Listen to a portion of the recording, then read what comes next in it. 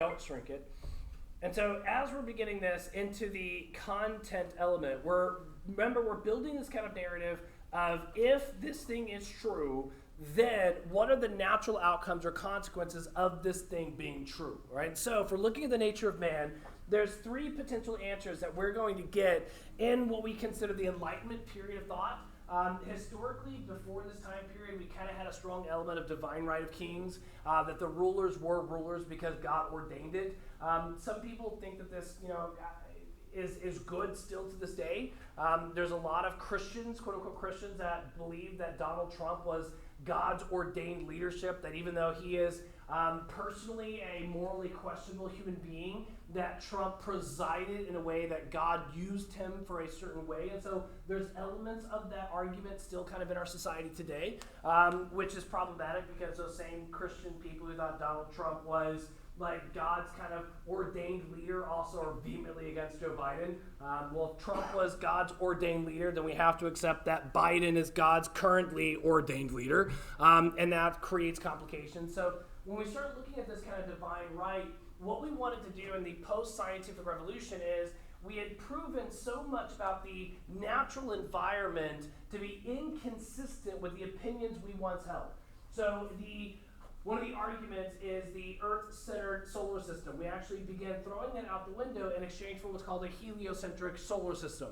We also believe that our solar system was the beginning of the entire universe. We found out that that's not true either. We're just part of one galaxy amongst a universe of multiple galaxies.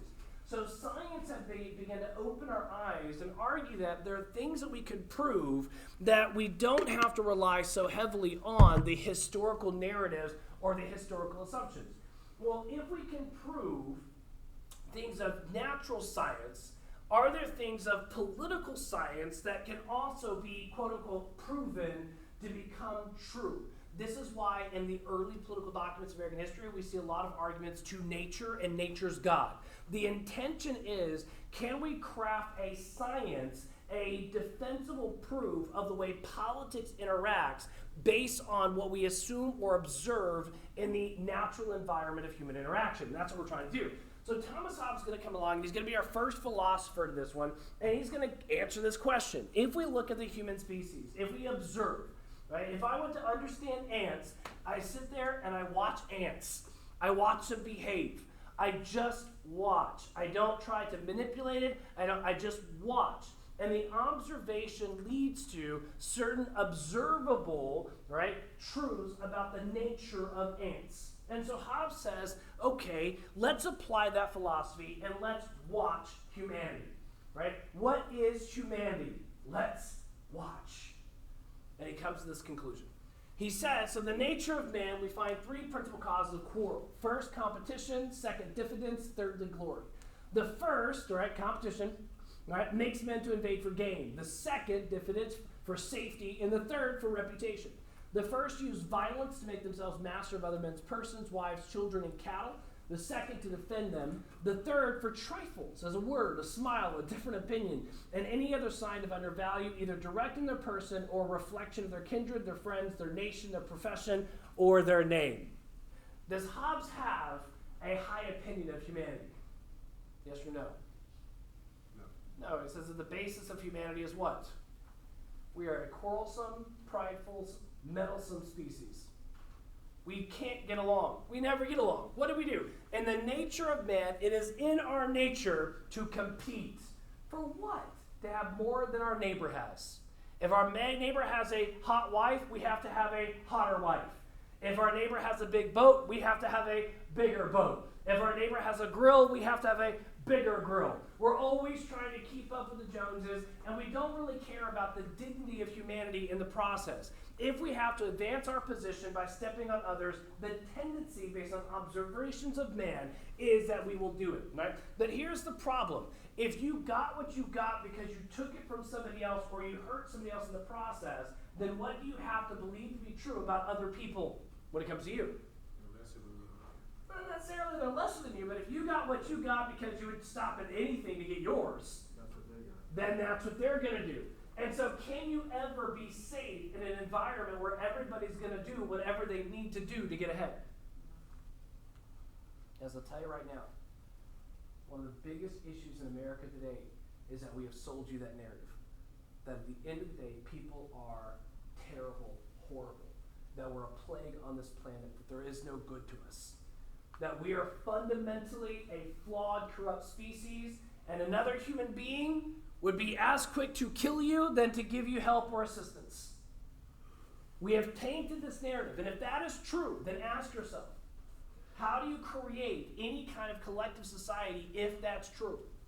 If you fundamentally cannot trust your neighbor, if you fundamentally believe your neighbor would take anything from you at a whim, then what kind of society can you ever create? What kind of marriage can you ever build? What kind of family can you ever have? Because a lot of people are like, oh God, how can you do such terrible things to your kids? They're not my kids. They're other human beings, and other human beings will do what? If I turn my back on my kids, they'll kill me in my sleep. So I have to rule over them. I have to force them to be compliant. Hobbes is giving us this narrative. And guys, there's a lot to unpack here. Right? When we actually argue this, people, when we get into lies and whatnot, oftentimes the evil we see in others psychologically is the projected evil that we do ourselves. Right? There's a phenomenon in psychology that overwhelmingly we are not as plagued by what happened to us as we are by what we did. Right? So if you are willing to cheat on your spouse with another human being, then what do you introduce in your cognition? That people what? Cheat. So now, is that person you're cheating on ever going to have a great relationship with you? Why? In the back of their mind, in the back of your mind, if you cheated on your spouse with them and they cheated on their spouse with you, can you ever be secure in that relationship? Or is it always going to nag at you?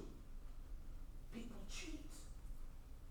When you start lying, can you ever trust anybody? If you're willing to lie, then you have to logically accept that all human beings are willing to lie, and therefore, can you ever trust anybody? Or is everybody simply lying to you to get what they want? As if you believe that, if you allow that into your consciousness, then what kind of relationship can you ever have? Is good government even possible? Or is the best we can hope for simply management of the tumult that is natural to humanity? If this is true, and I got my kids in my house because I took them, he says the second thing is diffidence. You have to defend it. Because if you got what you got by unethical or immoral ways, then you have to now defend against the very things that you did to get what you got. Which makes sense. He says the third thing is what? Trifles. So why do we fight? It's over stupid stuff. We fight over a different opinion. People have a different opinion than you, and you fight. We have to do this. This is you've been tolerant now. Family reunions. You don't talk about religion or politics. Why? Because can people handle? Like, bring it up because people get so mad and so upset that emotions get involved. Wow. Guys, we keep talking about opinion. A word, a smile. Guys, a smile. For the love of God. When Americans are like, I just disagree. They said Merry Christmas to me. They did what? They said Merry Christmas. They're invoking their religion. No, they're not. They're saying good morning. Shut the hell up. Happy holidays. Merry Christmas? Really? That's what we're going to fight over? I seen a video recently. A lady got mad because somebody called her brown. Yeah, you held the door open for me. I don't need you to. What are you? He held the door open for you. If you don't like it, politely say, I don't need it, I got it. But you want to get mad at them for this. Guys, Thomas Hobbes, the reason why Thomas Hobbes is so problematic is we can't completely disagree with him. When he says people fundamentally complete, you're like, yeah, I see that. When he says we fight over stupid stuff, yeah, I see that. It says different opinion, any other sign of undervalue. This is fun when you work in high schools. High schoolers are so much fun. They get everything like all puffed up like little peacocks, and they're always all walking around like, I'm the best thing ever. Like in the moment, you're like, bro, right? Like you are not that cool. Man, don't disrespect me. And it's like about respect. It's like the world owes you something. And if I take away this magical thing called respect that the world owes you, you're going to fight me for it? Where did you get that respect? Where did that come from? Why do you feel like you should be respected? Are we going to have that conversation? Or do you feel like you haven't? And if you feel like you're entitled to respect, don't you need to respect me? Shouldn't you give it before you expect it? No, we expect it. But if you don't believe that humanity is respectful, then how can you expect respect from humanity? Expecting respect from humanity when humanity is unrespectful is kind of foolish, don't you think? And if you expect something from humanity that they cannot possibly give because they don't have it naturally, is to expect something that isn't possible. Might as well sit up on Christmas Eve waiting for Santa Claus. You can believe what you want to believe, but it's not possible, it's not coming. Sorry, spoiler alert. At least this whole Coca-Cola red fat guy thing, not real. The St. Nicholas, real. The legacy, real. The sentiment, I would say, is real. But that's problematic for Hobbes. Because why would parents ever stay up in the middle of the night putting some toys together if they were fundamentally selfish and vile and competitive? Santa's legacy exists in a spirit of lacking of selfishness. But now, I would argue that was the case before social media, because now we have so many competitive parenting, because now like, look what I did for my kids. Guys, this is toxic and it's bad, and parents need to stop doing it, right? Parents show up at like kindergarten graduations with like balloons and candy. Why? Look at me, I'm a great parent. No, you're not. You know what? I saw you this morning get out of the car with that kid. I heard what you told that kid. But now you're going to show up and act like you're somebody you're not? We know who you are. Watch this. So many parents will go to softball games today. I'm there for my kids. No, you're not. You're in the stands on your phone. You're not there. They made a play. They looked up at you, and you weren't looking at them. When you start looking at this, is Hobbes right? Is fundamentally even all the compassionate stuff we do not really about compassion at all? It's simply about competition. Is that who we are? Is that why Facebook is so popular? That we simply use Facebook as a model of our competition to post our vacations and our trips and all the stuff we do so that we can show others how much we have and how much they don't. If Hobbes is right, what can we reasonably expect from government? Hobbes is also a closet atheist. You can't be outwardly an atheist because if he is, you're burned at the stake at the time. Not really burned at the stake, but you're not accepted, right? But he goes on, he says, but whatever the object of any man's appetite and desire, that is which he, for his part, called good. And the object of his hate or aversion, evil. And of his contempt, vile or inconsiderable. For these words of good and evil and contemptible are ever used in relation to the person who uses them. Guys, think about this. If everything is selfishness, and if everything is competition, if everything is just personal preference, then the very conceptions of good and evil are personal preference. And who are you to project your personal preference onto me? The saying that we should have marriage that's confined to a man and woman is like saying that everybody should like vanilla ice cream. It's simply preference. There is no absolute good. There is no absolute evil. Everything just is. And at the end of the day, people will do what they want to do. Why? Because people's understanding of good is what they like, and their understanding of evil is what they don't like. And that's it. There is no higher power. There is no higher authority. So think about this. If that's your understanding of humanity, what possible relationship can you ever construct that has any legitimacy? What's possible in that society? When you raise a generation of students like this, and they believe that humanity is a disease, what is possible? Guys, this is one of the biggest reasons why the young generation doesn't get along with the older generation, specifically in America today. The chasm between, because the younger generation, raised by largely the hippie generation, they were raised to believe that we're a disease. We've done no good. If you look at your grandparents and your great-grandparents, they survived 2 world wars. They survived the Great Depression. They literally were dropped in combat zones in backwoods of France. and fought for some conception of a greater good. They literally gave of themselves, volunteered overwhelmingly to go fight into a foreign nation for the betterment of other people that they will never again see in their lives.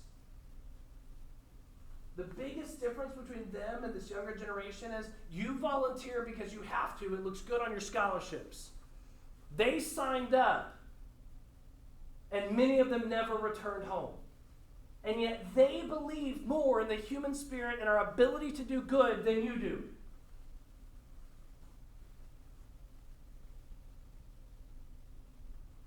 If humanity is nothing more than selfishness, then why would we ever give of ourselves unless we're stupid?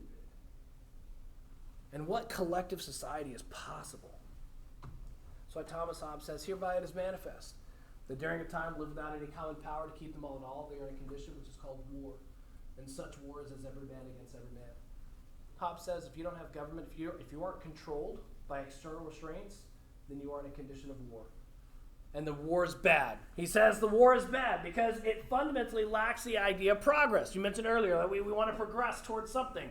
Hobbes is like science is supposed to progress. And if we're at war all the time, we can't possibly progress. So Hobbes is still orienting his existence towards this idea of progress. Right? And I will tell you right now, a lot of people have done that, which is why a lot of governments in the modern thing will justify a lot of immoral action in the effort of pursuing progress. Because it's progress that becomes our new God. Hobbes, same thing. The new God becomes progress. Why? Because in a condition of war, no progress can happen. He argues, in such a condition, there is no place for industry because the fruit thereof is uncertain. Why would you build a house if you can't be sure it's going to be safe? Why plant a garden? Why raise blueberries? Why leave the hunter and gatherer kind of condition of man? The moment you build a house, somebody's going to take it, steal it, burn it. The moment you plant a crop, somebody's going to take it, steal it, burn it. The moment you plant roots or get married, somebody's going to take, steal or burn it. You can't trust humanity, so why would you invest in anything? Hobbes says in a condition of war, the fruit of your labor cannot be certain. And so you would never labor to anything worthwhile because there's nothing that can come from that. He says, the culture of the earth, no navigation nor use of the commodities that may be imported by sea, no commonest buildings, no instruments of moving and removing such things require much force, right? Because if you need to remove it or move it, you need other people to help. And can you ever guarantee that other people are going to help you back when you need help? Right? This is something we used to believe. The 1930s, Great Depression, you did. You split meals, you shared meals. We literally had people giving up their own stock for other people because they expected that if I need help in the future, you're going to help me. And there was an ethic. Today, we kind of believe, no, I'm not going to help you because if the tide was turned, you wouldn't help me. That's exactly what Hobbes is saying here. You can't reasonably expect that, so it has to be enforced. It has to be controlled. He says, no knowledge of the face of the earth, no account of time. No account of time. Time doesn't exist. Einstein argued time is merely a persistent illusion. We organize our life by time as a power. Why? We wouldn't even know it. We wouldn't get it. Why? Because you have to have people working together to construct this. And if you can't be guaranteed the product of it, right, now it just becomes competition, which the worst of all, continual fear and danger of violent death, and the life of man, solitary, power, nasty, brutish, and short. What can you expect in a state of nature without government? All-out war where your life sucks. So why would you then give your being to a powerful government? Hobbes says this is a rational end. Because if you're looking at this, if this is the condition of your being, if without government, this is what we have to expect. If I take down governments and I get nothing but shambles, ruin, absolute condition of war, then we would willingly give up ourselves to an absolute power to save us from our primitive condition. We need a sovereign. We need a powerful leader which will protect us from ourselves. A book called Lord of the Flies by William Golding. He argues this he's painting this narrative. And guys, once you understand these narratives, you'll see them everywhere. You'll see these narratives everywhere, right? I promise you, you've already seen Hobbesian narrative, whether you like it or not, right? How many of you have seen Hunger Games? Read it, saw it? Hobbes! President Snow believes one to be true about humanity, that we are selfish, violent, and warlike. The Hunger Games are to satiate our natural bloodlust. Meanwhile, the organization is built between a top tier, absolute power in President Snow, and everybody subjected to that power and organization. It's a Hobbesian society. And President Snow argues what? That this is good. This ended the what? We had the revolution, we had all people dying, but the imposition of Panem saved us from ourselves. It gave us everything we have. It gave us peace and security and prosperity, but only through giving everything you are to an absolute leader. In Lord of the Flies, the theoretical argument is taken this way, that a group of prep school boys is part of a shipwreck. That ship is then kind of wrecked off onto an island. All the adults die, except for one captain, which is in a coma until the end, then he dies. Right? So effectively, all the adults die. You have all these young boys ranging, I want to say from 7 to 13, don't quote me on that, on this island. And so it's a thought experiment. If you had a group of 25-year young boys on this island from 7 to 13, what would we see emerge? Right? Are they going to naturally give into rules and order? Or are they naturally going to give into violence and hedonism? And so there's two boys in this island, one of them named Ralph, one of them named Jack. Right? Ralph is saying we need rules and order, and we need to bind together and give in. And Jack is saying, no, we don't. We don't have any adults. We can do whatever the hell we want to. We're, wait for it, free. Something that young people don't understand is your demands for freedom, and every articulation is a demand for violence and war. If humanity is perfectly free, unrestrained by any abstract morality or being, then freedom is the worst condition of man. Hobbes is saying, in a condition of freedom, there is a condition of war, because every man can do whatever they want to in that condition, because there is no restraint. If I am free, and we argue this all the time. I just want to do whatever I want to do.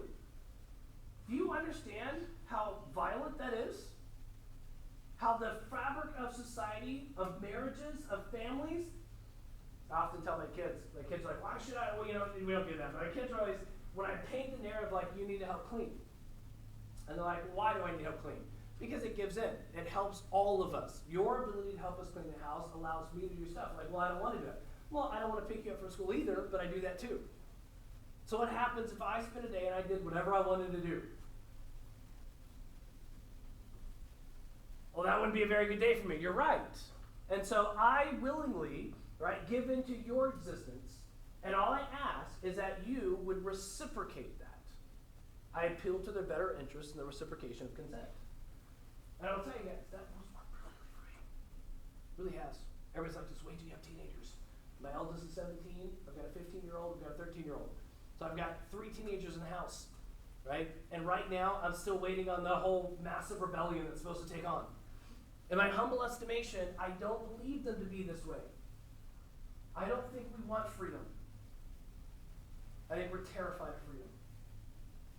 My personal estimation is I think the more we conceive freedom, the more it just scares us.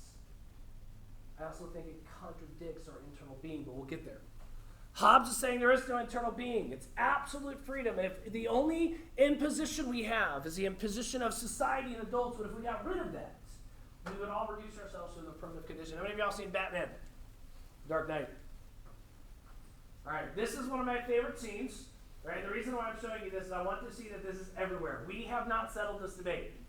Remember, if it's a presupposition, we can't prove it. So Hobbes is having this narrative, and he's giving us it in the 17th century, and here we are in the 21st century, and Joker's sitting here in the interrogation with Batman, and Batman's like, why do you kill for money? He's like, I kill for money, and all this kind of other stuff. It's a great scene, right?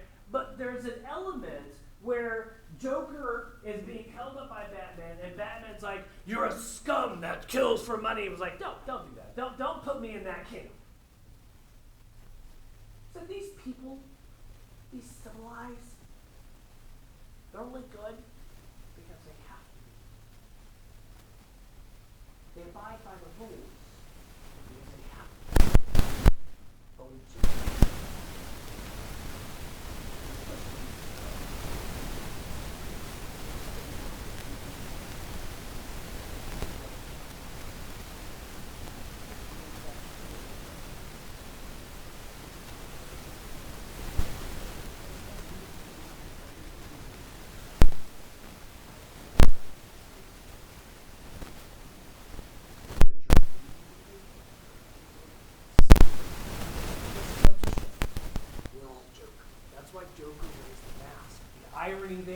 he's wearing a mask and he's actually showing us who we really are. He is the unmasked human that has to wear a mask in society. But really the only defense of being in society. We're only good because we have to. But if we take away the cops, if we unleash humanity, anger, frustration, resentment will manifest. People will eat each other. But what do we do with this narrative? Hobbes says if man is vile, selfish, and prone to violence, collectively or war, Hobbes says we want to progress. Humanity has gotten where we are because we found a way to create peace. But here's the problem. I cannot create peace without forcing people into compliance, and I can't trust you to be compliant. He says, if man is vile, selfish, and prone to violence, then civil government, right, via social contract, forms a basis of order, security, and justice. Now, we use that term social contract, and a lot of people have organized that and associated with it with democracy. That's not what we're saying, right? What Hobbes is saying is, at the end of the day, if humanity is all equal and free, then no government can be constructed without the reasonable consent of its people. Right? What that means, it means that you could consent to any number of governments. You could consent to a totalitarian government. You could consent to no government. Right? So the actual organization or manifestation of that government still depends on what you believe to be true. So the social contract is not this kind of notion because we in America are like, well, government of the people, by the people, and for the people. Yes, we can make that argument and still have a totalitarian government. Because if you believe that people are violent, and we all believe that, if we believe that everybody is selfish, then we would reasonably, rationally allow a maximum government to rule over us. Because the moment you don't control people, you can only reasonably expect the world to degrade with violence. If man is violent and selfish, then civil government becomes the remedy to the ailment that is man. I pulled this from a book called Dr. Seuss's Blog. Right? True story, a lot of philosophy of Dr. Seuss. He's not appreciated, right, for what he gets. I collect original Dr. Seuss's, so if you're like going to your grandparents' house and they just happen to have an original Dr. Seuss, yeah, buy it from me, right? But they're not as difficult to find as the other one, but it is what it is. So this is taking Brussels sprouts for all, and this is something I want to read to you to kind of get an idea of what do we mean by the social contract. He argues, imagine turtle life in a state of nature. Again, we're seeing that political science terminology of a state of nature. What do we have in the state of nature? He says each turtle at war with every other, no law, no commerce, no public works, no libraries, no internet, no fun. Right? So in a world of perfect freedom, there is no fun. There's no fun. Right? This is one of the biggest lessons that if I had, not if I had children, I teach my children, but I also taught my students in high school and college as well. Absolute freedom is not fun. And nobody knows that better than students who try to pursue freedom. You get lost in a world of endless possibility. But then you have to go to the dark side of that world as much as and it gets really dark really quickly. Right? So he is giving us this narrative of a Hobbesian narrative that here we have a society where there is no rule, there is no civil society, and so we have a state of nature where everybody is at war. He says, Terry the turtle and her neighbor, none of her no fun. Suppose Terry the turtle and her neighbor Arthur both really love Brussels sprouts, but only Terry is doing something about it. She has planted a garden. She tends the young plants for months until they are ready for harvesting. Right? So here she is. She's in a state of nature trying to do something good. She's planting. She's doing what she needs to do. Right? And she's taking care of her. Terry's taking care of her. She tends the young plants for months until they are ready for harvesting. Arthur sees his chance, and late one evening, he tiptoes into the field and takes all the yummy green worms he could carry. Something that, while not very nice, isn't illegal. Right? A conception there between what is nice and kind and legal. In a Hobbesian world, nice and kind are completely abstract concepts with no meaning. It's what is legal and what is not. What is legal is right, what is illegal is not. So even though Arthur here stole all of her stuff, if it's not illegal, right, it's not wrong. There is no government to make it illegal, therefore theft is not wrong. Right? Arthur likes it, Terry does not. And it's no more than likes and dislikes. That's all it is, nothing more or less. He says there is, after all, no civil society and no civil society and so no law to violate. When Terry wakes up and sees that her months of hard work are for naught, she promises or pledges To never commit so much time to a resource to a project from which she can't be sure she'll benefit. Arthur feasts, Terry does not. So Terry tried. She tried to create something. She tried to plant a garden. It was all stolen, so why would she do it again? This is what Hobbes is saying, that in its state of nature, we don't create anything. We don't build towards anything collective. And guys, this is one of the biggest arguments I have with a lot of my friends on the right. I have a lot of anti-government friends. Like, oh, the government's vile. The government. Guys, if you don't think there's any good in government, then explain how we get roads. International commerce. All of you people shopping at Walmart, how do you think the stuff got to Walmart? All of that is possible only through collective action, through government. So we have to reasonably conclude, right, that if Hobbes is going to say life without government is terrible, that maybe there is some benefit to government. But just because there's some benefit to government, I don't think it necessarily proves Hobbes right. We're going to kind of unpack that argument as we go. He says, suppose instead that Terry and Arthur have decided to pool their resources to raise Brussels sprouts garden, to split the harvest between them, right? So, think about it this way. Right? I've got Terry and I have Arthur. They are going to formulate a contract, a relationship, if you will, right? Like I said, it's all relational. Everything about humanity is relational in my humble estimation, right? Everything. So the question is, in every relationship, can you trust? Terry and Arthur, they're going to say, okay, why don't we work together and do this together? Can they trust that relationship? Can they? Would you? Why not?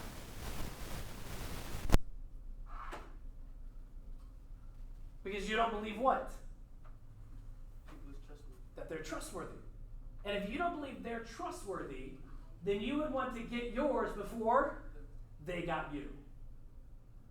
In a world of social contracting, a lot of us think like, oh, we just kind of, we jump into relationships and whatnot. But guys, remember, success of a marriage is like a coin flip. How many of them actually work out? How many of them end in infidelity and distrust? So does that affirm Hobbes' narrative that you can't trust people? And if you can't trust people, guys, why the hell would you ever get married? Why would you have kids? If I was raising a generation that authentically did trust people, I would reasonably say that they're probably going to be alone with a dog, or a pet, or a cat. Why? Because then they use and abuse the pet to their end. Their need to feel used and loved. They can't actually love another human being because they can't trust another human being. They find themselves alone, depressed, anxious. Just out of kicks and giggles, does anybody know the number of Americans living longer single lives and how many of those Americans have adopted pets? It's gotten so bad. They're not only adopting pets, now we're treating pets as our little kids. We have little pet strollers and pet outfits. And I'm sitting here like, oh dear God. And they get so mad. Oh, do you even know why you're doing that? Do you know why you're doing that? Do you understand you? At the end of the day, if you don't take time to explore your own thinking, you're never going to get this. Terry is sitting here saying, you know what? Yeah, we did this, but can I really trust Arthur? Our humanity, are we trustworthy?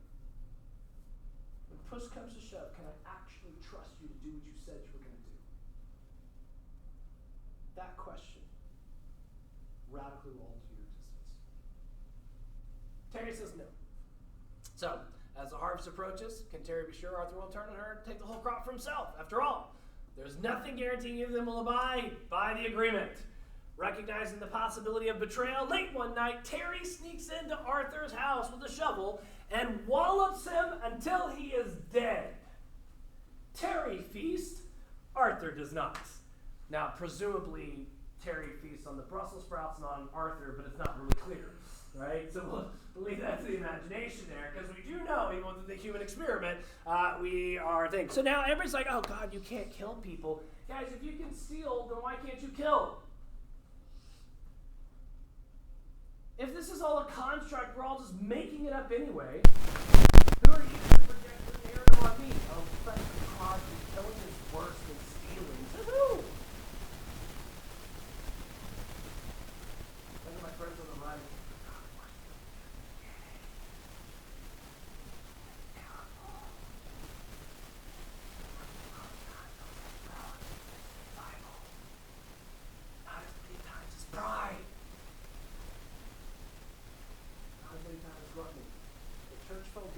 on our fried chicken and donuts.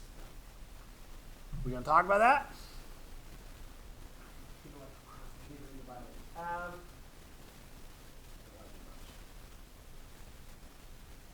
When you get into justifying sin, you're trying to justify something that's outside of our purview to justify. If there is no God and there is no morality, then everything's just preference. Terry didn't do anything wrong here.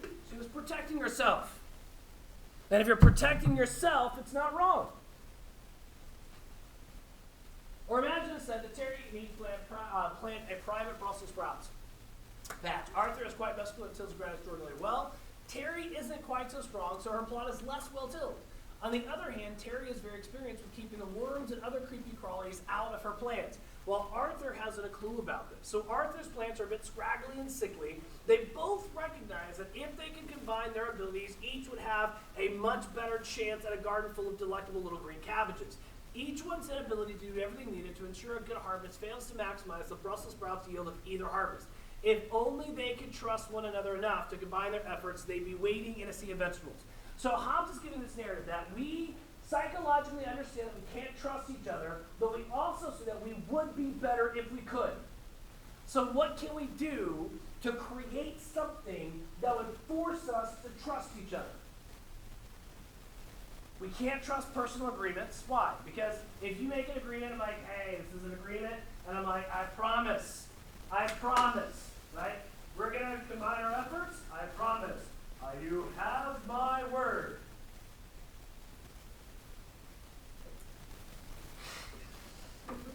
We can't be trusted. And if we can't be trusted, no agreement we can make is going to be trusted. So Hobbes is going to say, what do we have to do? It's rational. You see this? He says, what if they could trust each other? What if there's a mechanism that would punish Terry or Arthur for breaking their agreement to pool their resources? This is a social contract in a nutshell. An agreement between parties regarding how they will interact with each other, and a mechanism, the sovereign, for punishing violators that violate the agreement, right? So here's what we have to do. You have to take all of your power, your right to all things, and you have to give it up. In other words, you have to surrender your freedom to get security. The beginning of government for Hobbes is a complete surrendering of your being, and you would do this rationally. He says every person that would rationally take on this issue would do this. Why? Because you have to. If there's no mechanism, if there is no sovereign, there's nobody to make you do the right thing. And the right thing simply becomes now whatever the sovereign tells you to do. They decide what is best for society, what progress should be made, and the sovereign requires of you to act in such a way towards collective progress. And what happens if you choose not to do it? What happens if you're like, I'm free and I don't have to do this? What happens? The sovereign does what to you? He is a free thinker. He is a violator of the agreement. Somebody who thinks freely violates the agreement. We can't have that. And Hobbes' government dissent cannot be tolerated. Because dissent threatens the contract. And what happens when you throw out the contract? What happens if we have rebellion against the sovereign? What happens if a group of people comes in and says, the sovereign is bad, we want to get rid of the sovereign? Okay, get rid of the sovereign. What do you go back to?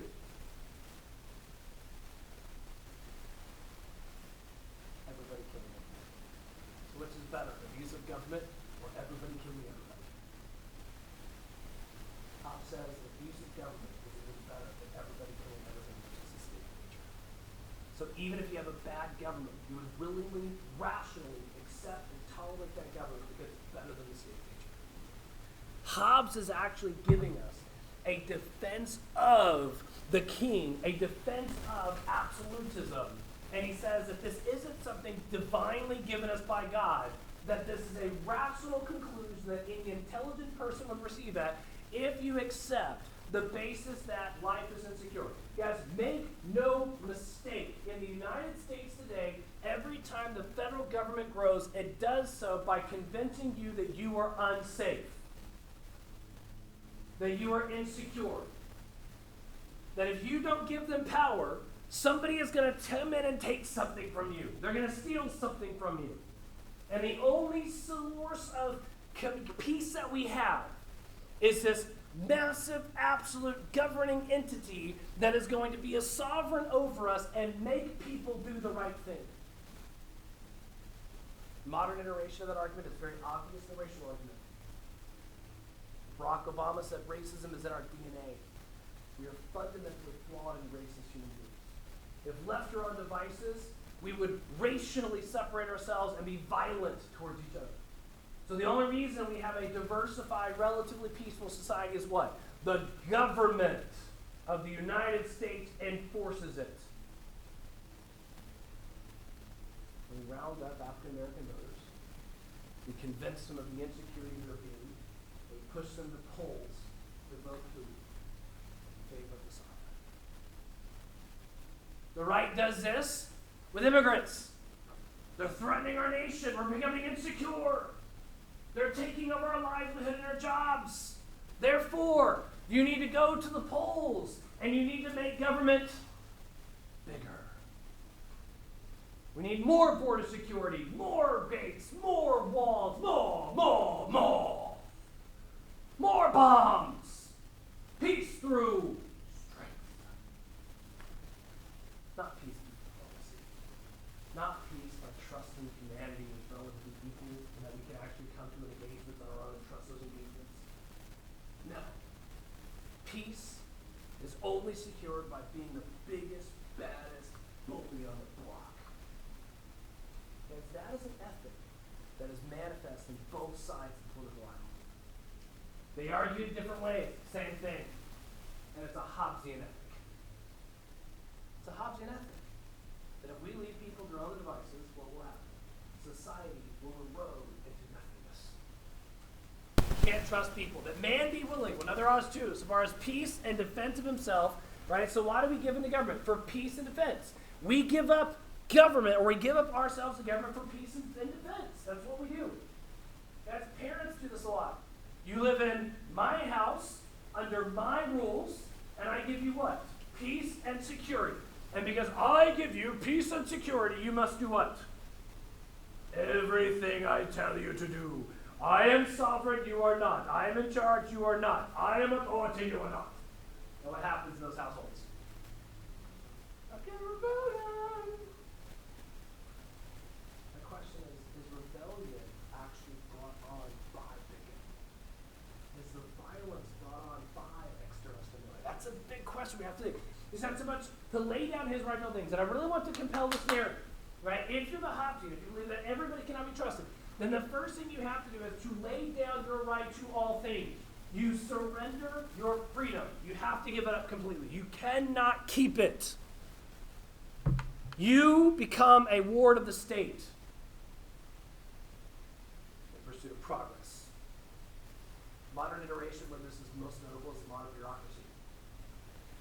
Modern bureaucracy. You're not a human being in the bureaucracy. You're what? An employee. You're somebody that's you do what you're assigned to do. And if everybody does what they're assigned to do, we progress.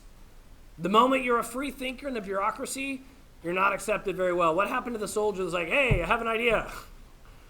Or no, I'm not going to follow orders because I think they're dumb.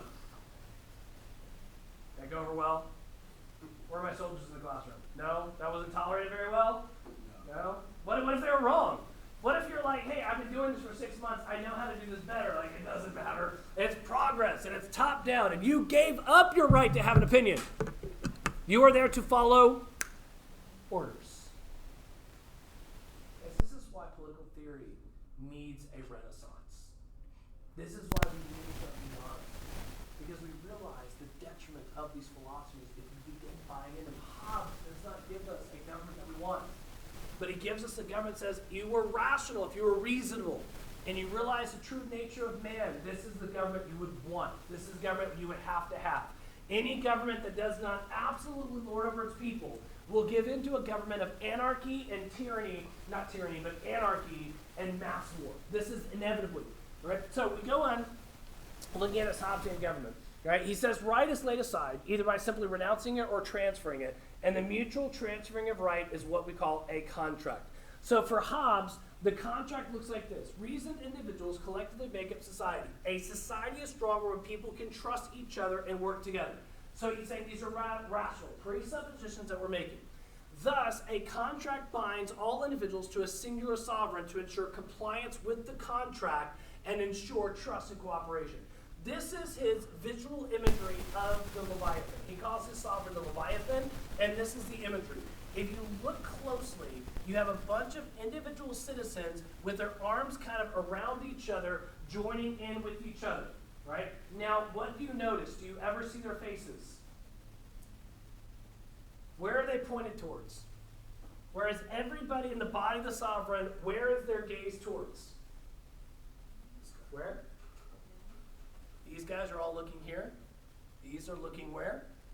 These are looking where? All eyes on the sovereign. The individuals in the sovereign don't matter.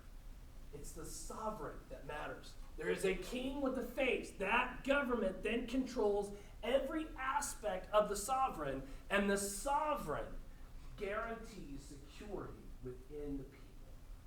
So if you're a person that's told to be an elbow, you're an elbow. You don't ask questions. The sovereign told you to be an elbow. You're an elbow. Divergent series. You also read it. Same one. There's a show came out called Silo, and it has a lot of this in it too. There's a contract, there's a pact, they do this. Guys, you will see this narrative over and over and over and over and over again. All members looking towards the head, all members looking to the leader, and those members, right, kept in awe, because if they're allowed to be free, that would destroy the very framework of society. And if you destroy the very framework of society, you would go back to a state of war. Right? This is called a Mexican standoff. I don't know why it's called a Mexican standoff. It just is. Right? What's going on here?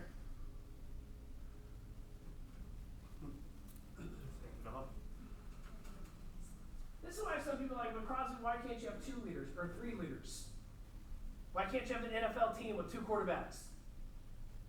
I forgot who said it, but it was like John Madden or somebody who said, like, if you have 2 quarterbacks, you have no quarterback. If you have 2 leaders, you have no leader. If everybody's in charge, no one's in charge. Hobbes says it would be rational to give ourselves to an absolute leader. In a Hobbesian world, the absolutist governments of the 1700s and 1800s were completely legitimate governments. And our only failure is that we didn't understand that. And when we risked revolution, we caused a massive amount of death and tumult. So until we can reconstruct the absolute. The French Revolution showed us what? People cannot be trusted. Digressed into bloodshed and violence until Napoleon reestablished order in Europe. We see in Panem, President Snow establishing order. He is a tragic character. Everybody hates President Snow. I don't. I empathize with them. Because he was raised in completely violent origins. He cannot trust people. What he believes is that he is doing good.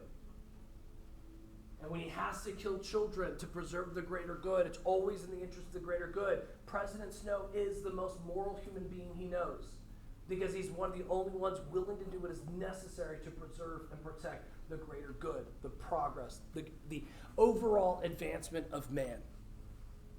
He is a very Hobbesian leader. So the law of nature consists of the fountain of original justice. For no covenant hath proceeded, no right has been transferred, and every man has a right to everything, and consequently no action can be unjust. But when a covenant is made, then to break it is unjust, and the definition of injustice is not other than to perform the covenant. So we're going to end with this in class. What Hobbes is saying here is that even the concept of good and bad, evil and righteousness, they're simply preferences. And if they're simply preferences, then there is no such thing as just and unjust. Because there is no covenant that exists in a state of nature by which justice can be articulated. And if there is no justice, there cannot be any injustice. So Hobbes is going to say even the roots of morality come to us through government. It's legalism. What is legal is just. What is illegal is unjust, as it's determined by the sovereign. And the rational person would accept this. Right? I'll see you tomorrow. Until then, I bid you adieu.